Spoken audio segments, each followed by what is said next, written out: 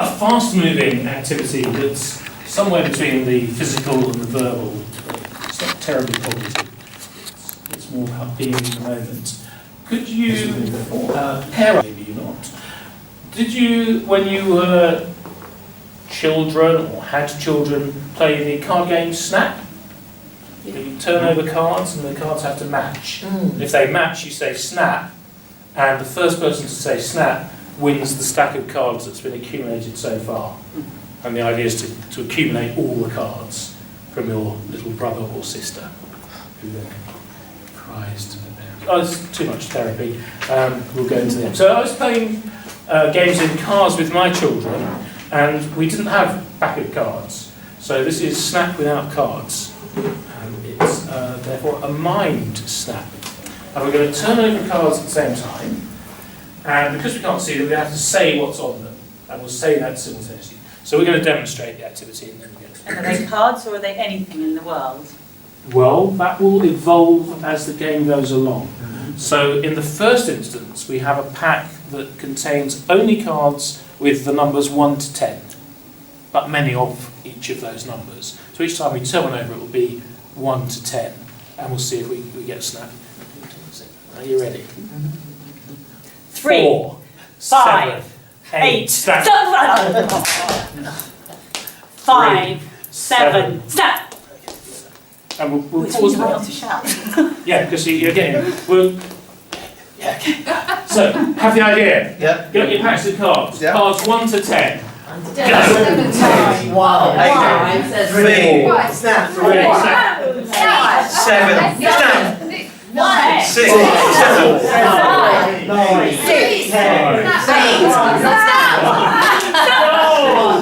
4, 2, 5, 9, 3,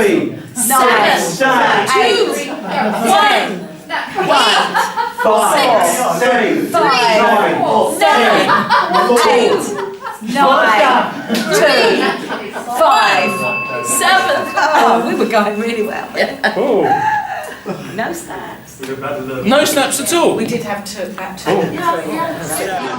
1, 4, 7, 3, 9, 9, snap.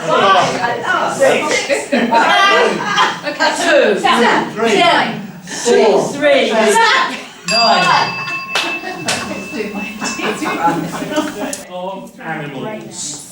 The cards now are animals. Same game, but with animal cards. Go.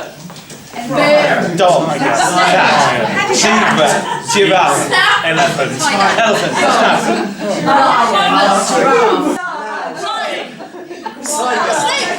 Elephant, Rhinoceros! Fly!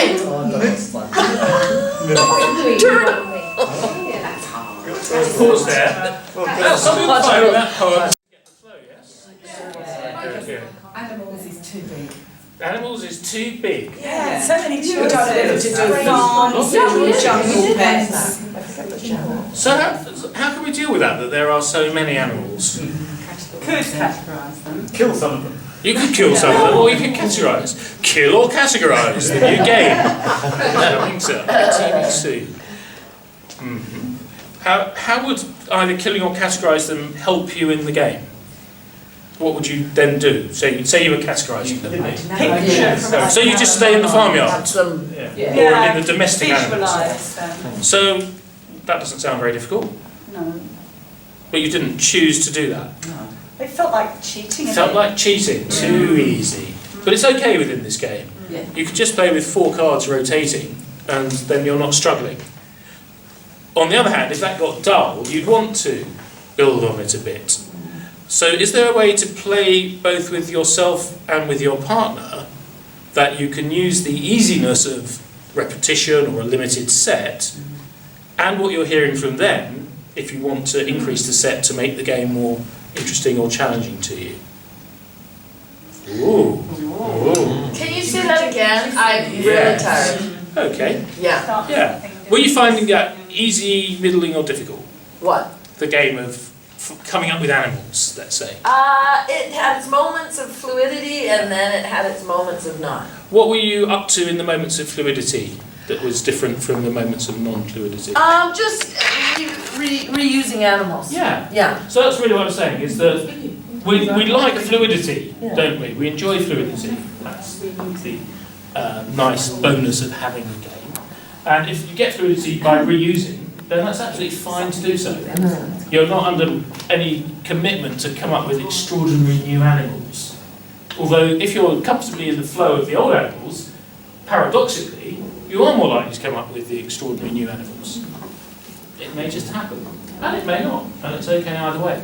So it's about noticing what works for you and building on that in your own way of playing the activity.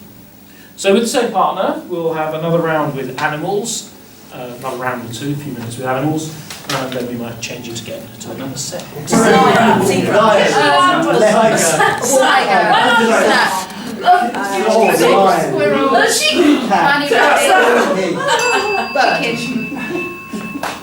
What was it like playing that time? I tried to do my category, right, which was the zoo, and there's lots of zoos, but then I got thrown by, because you're listening to what your partner is saying. There's your partner there as well, messing up your nice category for you. No, but you're used to listening to somebody else, aren't you? So when you listen to somebody else, that activates my brain to follow on from what he said, rather than just be stuck in my little world of zoo animals. Yes. I got so focused on my animals that we missed a snap. So we sort of lost the connection there, whereas you had that connection, although that maybe made it trickier to come up with stuff. And what we were doing, I think we missed snaps, but what we were doing was actually doing like the clap game that we did earlier, right at the beginning, trying to come up with the stuff, like read each other's minds almost. Yes. It's like telepathy when this goes nicely. Yeah, and that was really weird that we were doing that, because we just did it, we never looked back. I allowed myself to say the same animal multiple times, and as soon as I allowed myself to do that, I stopped doing it.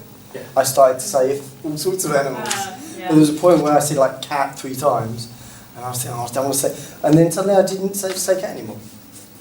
Did you stretch to another domestic animal? Well, in that time I'd heard penguin a few times, and then that led into lots of things. Yeah, we had a few mythical animals here. Dragons, griffin. Oh. This is the advanced pack. Available afterwards. My friend Pablo Suarez from the Red Cross Climate Centre uses this game, and the third round, or in one of these rounds after teaching people the mechanics of the game, he'll use words associated with climate, and people will come up with their own set, and then they'll collect that set of words at the beginning of the workshop or conference of the words people associate with climate or climate change, and he'll study the words, and they'll often be quite negative and very limited set of words. And then after they've had all the content of the conference, which explains possibilities and new experiments and different initiatives, they'll do the same activity at the end, and they find that they have a richer set of words at the end. And they're developing some card sets that actually use some of these words based on the improvisational activity, which is an application of this activity into enabling people to take a new approach to climate change, or working with groups of activists or officials, voluntary workers. So we're going to start looking at how some of these games can be applied beyond what we've been doing with them so far. Take you out of your limited thinking, isn't it? Yeah. So your limited stories, so you can start coming up with something new. It's about which is really great. extending possibilities. Yeah. And that those possibilities were here all along, Yeah. but by having some sort of collaborative activity, Yeah. engagement with another person or with a group of people, or with yourself, you can start to generate those and see what they are and offer yourself those choices, or offer a group those choices.